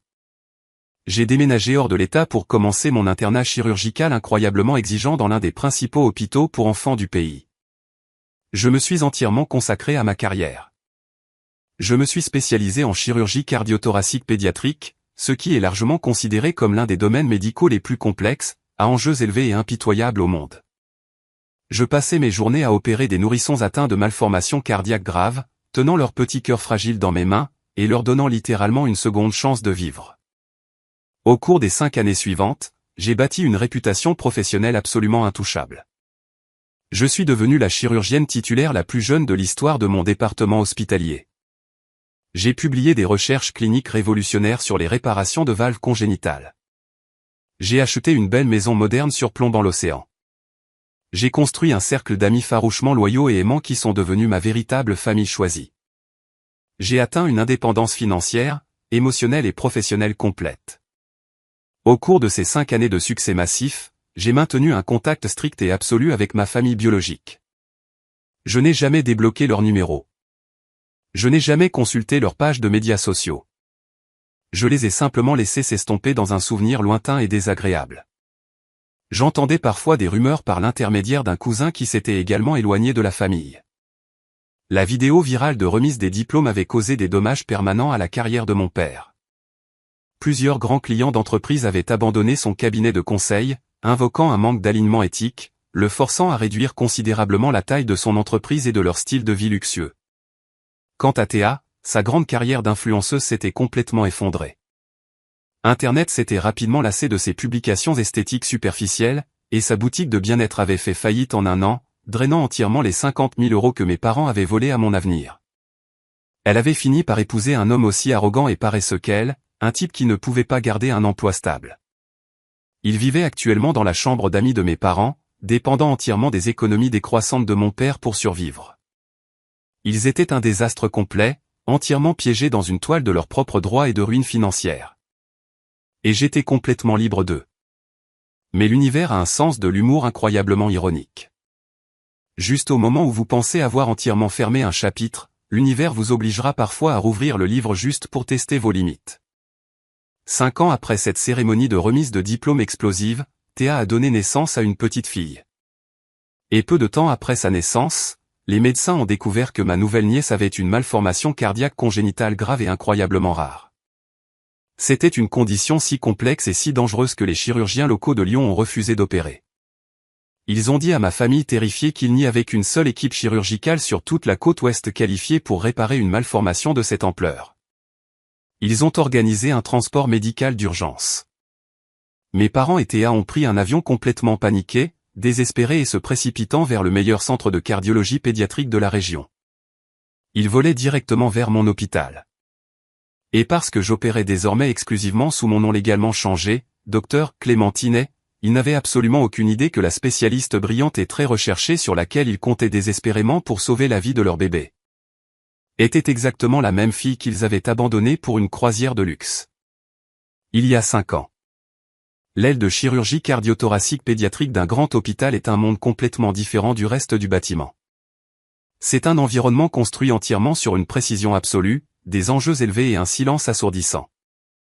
Lorsque vous traitez avec les cœurs fragiles et défaillants des nourrissons, il n'y a absolument aucune place pour l'ego ou l'hésitation.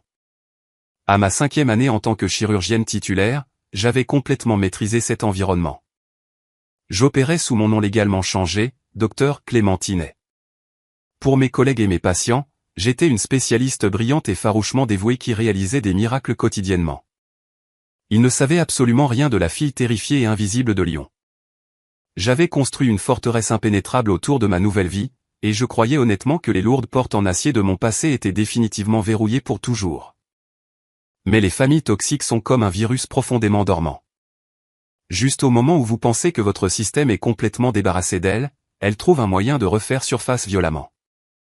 C'était un mardi matin froid et pluvieux de fin novembre. J'étais assise dans mon bureau privé en train d'examiner des scans post-opératoires lorsque mon téléphone de bureau a sonné.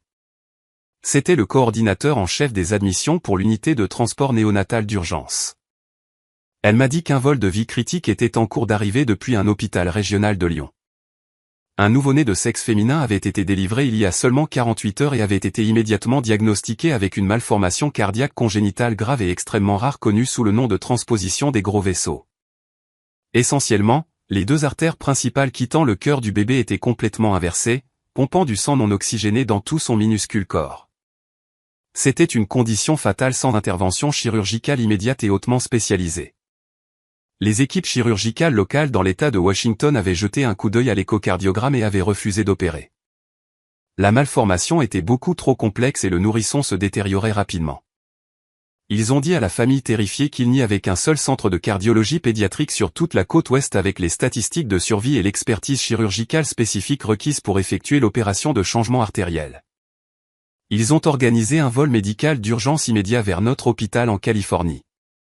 La coordinatrice des admissions m'a dit que le bébé était à 10 minutes et que la famille avait pris un vol commercial et attendait actuellement dans la salle de consultation chirurgicale du 3e étage. Je lui ai demandé d'envoyer le dossier médical numérique sur ma tablette afin que je puisse examiner les structures anatomiques spécifiques avant que le bébé n'arrive dans la salle d'opération. 2 minutes plus tard, ma tablette a sonné. J'ai ouvert le dossier médical sécurisé. J'ai contourné les notes cliniques et j'ai regardé directement les informations démographiques du patient en haut de l'écran. Nom du patient, bébé Evans. Mère, Thea Evans. Prochains parents accompagnants, Damien Evans et Viviane Evans. J'ai arrêté de respirer. L'air dans mon bureau privé est soudain devenu incroyablement lourd. J'ai fixé l'écran lumineux de ma tablette, mes yeux suivant ces noms encore et encore, attendant que les lettres se réarrangent magiquement en quelque chose d'autre. Mais elles n'ont pas changé. C'était eux. Ma sœur Théa avait donné naissance à un bébé avec un cœur défaillant. Et les médecins de Lyon l'avaient aveuglément envoyé directement entre les mains du chirurgien le plus qualifié de la région, Dr Clémentinet. Parce que j'avais complètement coupé tout contact il y a 5 ans et légalement changé mon nom de famille, mes parents n'avaient absolument aucune idée que la sauveuse brillante sur laquelle ils comptaient désespérément pour sauver la vie de leur bébé était exactement la même fille qu'il avait. Abandonnée pour une croisière de luxe. J'ai posé ma tablette face contre terre sur mon bureau. Je n'ai pas paniqué. Je n'ai pas pleuré. Ma formation chirurgicale a complètement neutralisé mon choc émotionnel. Je me suis approché de l'écran de mon ordinateur et j'ai ouvert le flux de caméras de sécurité en direct pour la zone d'attente chirurgicale du 3e étage. J'avais besoin de voir dans quoi je marchais. La vidéo haute définition est apparue sur mon écran, et là ils étaient. 5 ans avaient passé, mais ils n'avaient pas changé d'un seul bit. Leur droit arrogant était pratiquement vibrant à travers l'objectif de la caméra. Mon père, Damien, faisait les 100 pas furieusement dans la salle d'attente. Il portait un pull coûteux de marque, tenait son téléphone à son oreille et pointait agressivement son doigt vers le pauvre infirmier de triage derrière le bureau. Même sans audio, je pouvais dire exactement ce qu'il faisait. Il laissait tomber des noms. Il exigeait un traitement VIP. Il traitait l'environnement incroyablement stressant d'une salle d'attente de soins intensifs néonatales comme le hall d'un hôtel qui avait perdu sa réservation. Ma mère, Viviane, était assise sur un canapé en vinyle, serrant son coûteux sac à main en cuir. Elle éponguait ses yeux avec un mouchoir, jouant le rôle de la riche grand-mère dévastée tout en lançant des regards noirs aux autres familles terrifiées dans la pièce comme si elle prenait son espace respiratoire personnel. Et assise complètement affalée dans une chaise d'angle se trouvait Théa. Elle avait l'air complètement impuissante, fixant le vide sur le mur. L'influenceuse internet qui avait construit une énorme fausse réalité de bien-être esthétique parfait faisait maintenant face à une véritable crise médicale horrifiante. Et elle n'avait absolument aucune idée de comment la gérer. Ils attendaient tous un chirurgien plus âgé, distingué, probablement masculin, pour franchir ses portes, serrer la main de mon père et leur assurer que leur argent et leur statut garantiraient la survie de leur bébé. Ils s'attendaient à ce que le monde se plie à leur volonté, comme ils l'avaient toujours fait. Ils s'attendaient à un sauveur. J'ai regardé la famille terrifiée sur le moniteur de sécurité. Il y a 5 ans, la pensée de les affronter m'aurait envoyé en spirale d'anxiété. J'aurais ressenti l'envie écrasante de me faire petite, de m'excuser d'exister, de supplier pour leur approbation. Mais alors que je regardais mon père crier contre l'infirmière de triage, je n'ai ressenti qu'une froide résolution clinique. Il n'avait absolument aucun pouvoir ici. C'était mon hôpital. C'était mon aile chirurgicale. Et plus important encore, il y avait un bébé nouveau-né innocent volant actuellement dans le ciel qui avait désespérément besoin de mes mains pour survivre. Je me suis levé de mon bureau. Je me suis approché du crochet à manteau à l'arrière de ma porte et j'ai pris ma blouse blanche immaculée. J'ai glissé mes bras dans les manches, sentant le poids familier et réconfortant du tissu contre mes épaules. J'ai regardé la broderie bleu marine foncée sur la poitrine. Dr Clémentinet, chef de chirurgie cardio-thoracique pédiatrique. J'ai pris le dossier médical du bébé, j'ai ouvert la porte de mon bureau et j'ai commencé la longue marche le long du couloir d'hôpital aux lumières vives vers la salle de consultation du 3e étage. Chaque pas que je faisais résonner contre le sol en lin poli, un compte à rebours régulier et rythmique jusqu'à la plus grande confrontation de toute ma vie. J'ai dépassé le poste des infirmières et le personnel s'est automatiquement écarté pour moi, offrant des hochements de tête respectueux. « Bonjour, docteur » a murmuré un des résidents chirurgicaux en passant. Je n'ai fait que hocher la tête en retour, mon visage figé dans une expression de professionnalisme absolu et inflexible. J'ai atteint les lourdes portes en verre dépoli de la suite de consultations chirurgicales privées. À travers le verre translucide, je pouvais voir les contours flous de mes parents et de ma sœur assis autour de la petite table de conférence. Je pouvais entendre la voix étouffée de mon père se plaindre du manque de café premium dans la zone d'attente. J'ai posé ma main à plat contre la barre de poussée froide en métal de la porte. J'ai pris une dernière profonde inspiration, compartimentant parfaitement 28 ans de traumatisme infantile dans une boîte verrouillée au fond de mon esprit. Puis j'ai ouvert en grand les lourdes portes en verre et je suis entré dans la pièce. Les charnières étaient complètement silencieuses, mais mon entrée a commandé une attention immédiate. Mon père, ma mère et Théa ont tous tourné la tête vers la porte, les yeux écarquillés d'attente désespérée. Ils ont regardé ma blouse blanche en premier, puis ils ont regardé le dossier médical dans mes mains, et finalement leurs yeux se sont levés vers mon visage. Je veux décrire exactement ce qui se passe lorsque le cerveau humain est confronté à une réalité visuelle qui brise complètement sa vision établie du monde. Cela ne se produit pas instantanément. Il y a un délai de 2 secondes où le cerveau tente désespérément de rejeter l'information qu'il reçoit. Ma mère Viviane a arrêté de respirer. Ses mains parfaitement manucurées se sont figées en l'air.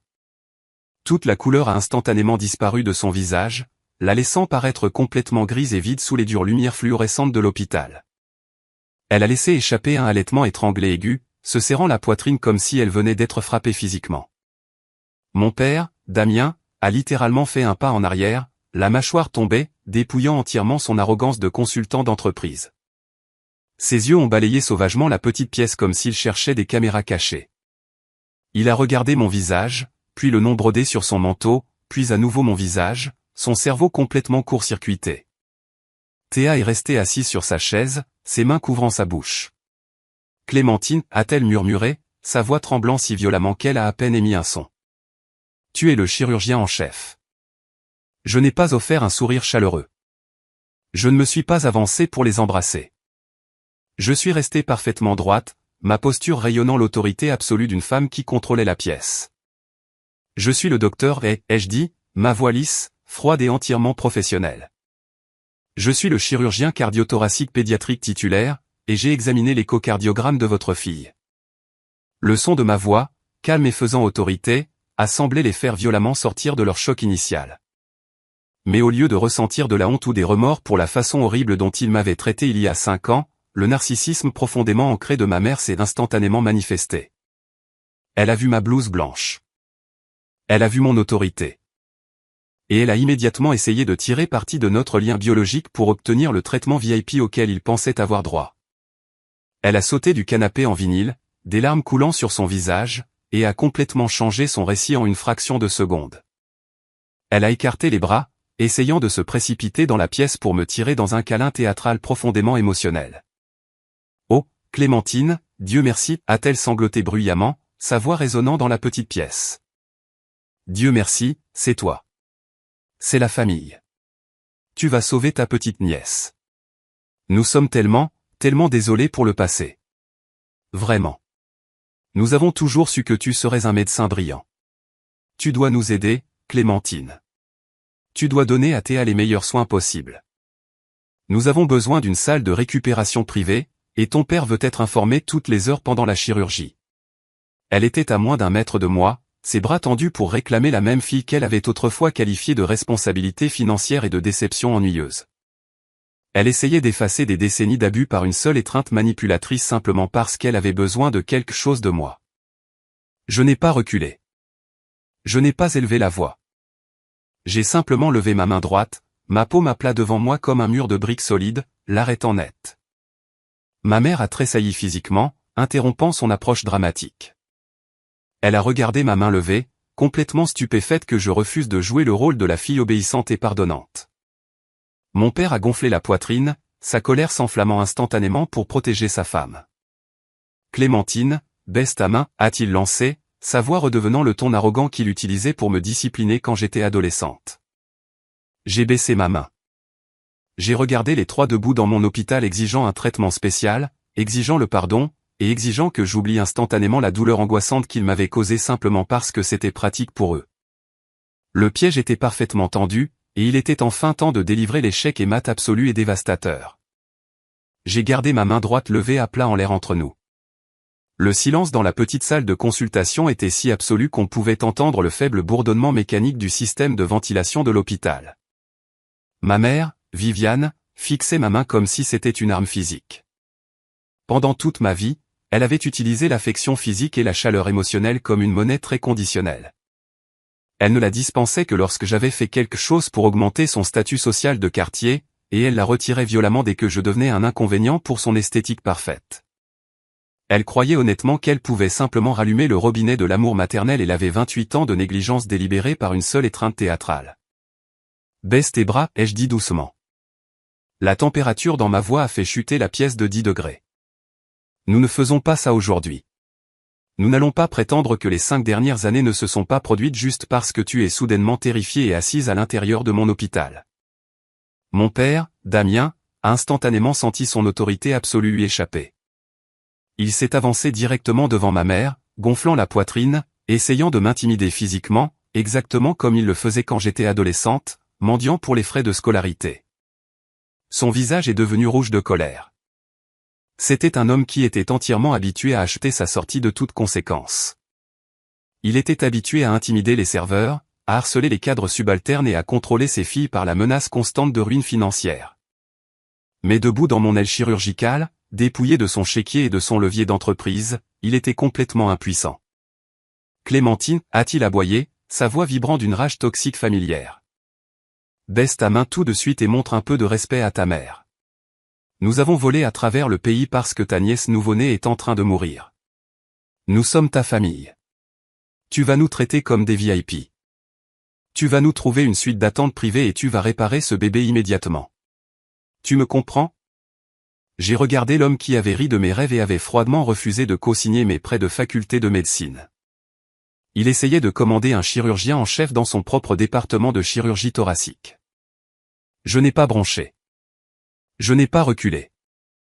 J'ai simplement regardé avec le même détachement clinique froid que je réservais habituellement à l'examen d'un organe malade. Je vais sauver ce bébé, ai-je déclaré, ma voix résonnant fermement contre les murs en verre dépoli. Je vais la sauver parce que j'ai prêté un serment médical sacré de préserver la vie humaine et c'est un enfant innocent qui a désespérément besoin d'un chirurgien hautement qualifié. Mais soyons parfaitement clairs ici et maintenant. Je fais cela en tant que professionnel médical.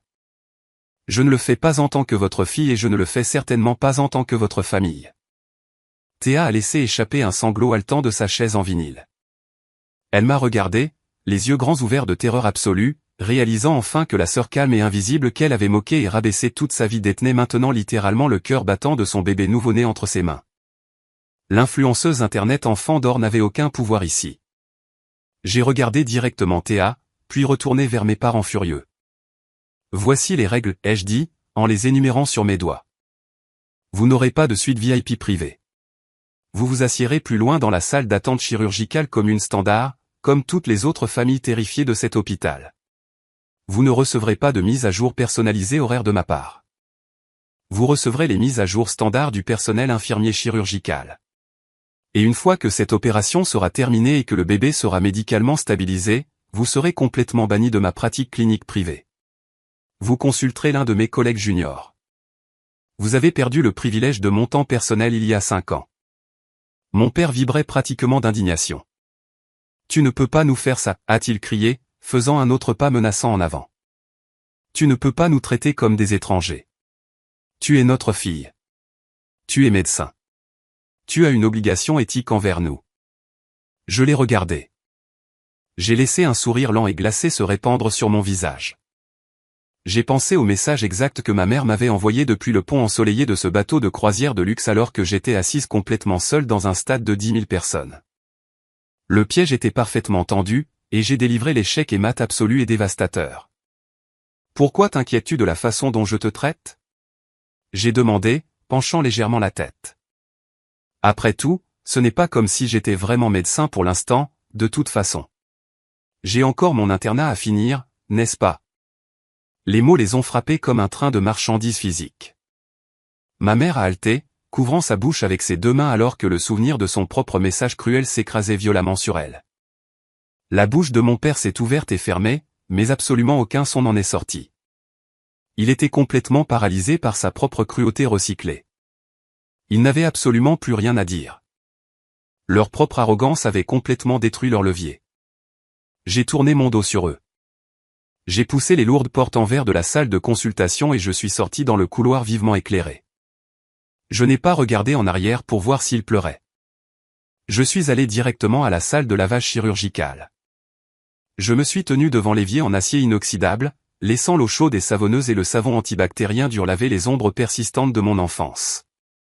Quand je suis entré dans la salle d'opération 4, les lumières chirurgicales vives brillaient sur la poitrine minuscule et fragile de ma nièce nouveau-née. J'ai bloqué son nom de famille. J'ai bloqué le visage de sa mère.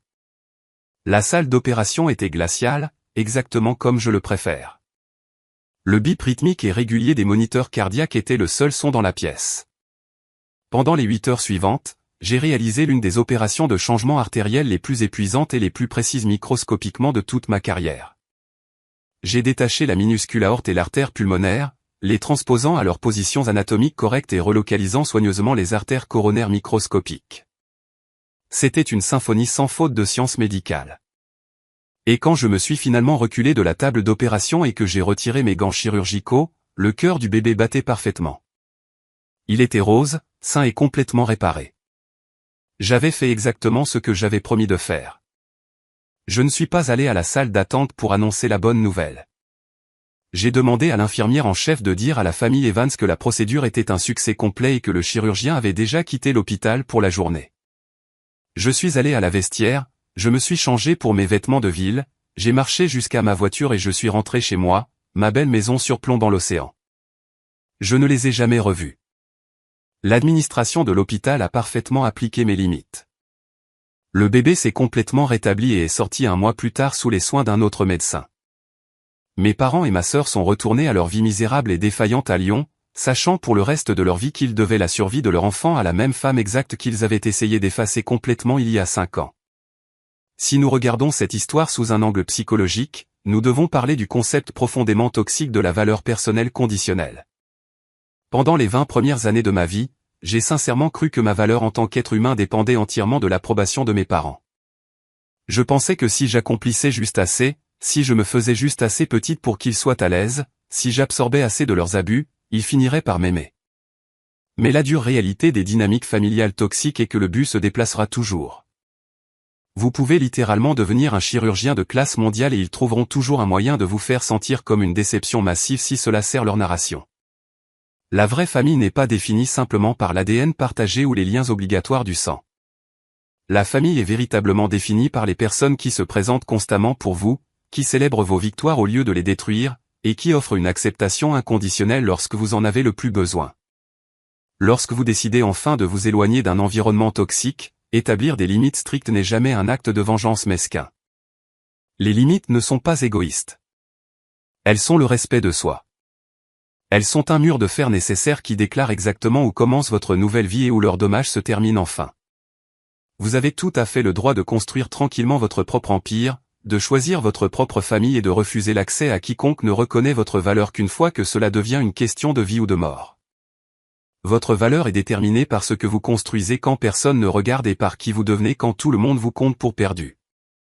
La leçon profonde et puissante que nous pouvons tirer de ce voyage triomphant inoubliable, semé de trahison et de rédemption, est que vos valeurs fondamentales ne sont jamais déterminées par les individus imparfaits et arrogants qui vous ont abandonné lorsque vous en aviez le plus besoin. Parce que pendant trop longtemps, beaucoup d'entre nous ont été emprisonnés par l'illusion toxique de la valeur personnelle conditionnelle, une croyance profondément dommageable que nous devons nous diminuer. Sacrifier notre avenir et endurer des abus calculés pour gagner une fraction de l'approbation éphémère de parents qui considèrent nos réalisations comme des fardeaux gênants pour leur réalité superficielle. Cependant, le moment où vous réalisez la vérité, à savoir que votre ADN biologique ne garantit pas à quelqu'un une place incontestée à la table à manger de votre famille, vous vous donnez le pouvoir de redéfinir ce que la famille signifie vraiment. Reconnaître que le véritable amour n'est jamais une question d'échange et que votre vraie famille est entièrement composée de ceux qui voient votre éclat même lorsque vous êtes épuisé, qui célèbrent vos victoires au lieu de les détruire. Et qui offrent un soutien inconditionnel sans exiger que vous vous sacrifiez pour réchauffer leur cœur. Cela prouve finalement que fixer des limites fermes n'est jamais un acte mesquin de vengeance, mais une déclaration absolue de respect de soi et une forteresse nécessaire pour protéger votre paix. Cela signifie que vous avez tout à fait le droit de construire tranquillement votre propre empire, de devenir le sauveur de votre propre histoire et de rejeter définitivement ceux qui ne reconnaissent votre valeur que lorsqu'elle devient soudainement une question de vie ou de mort.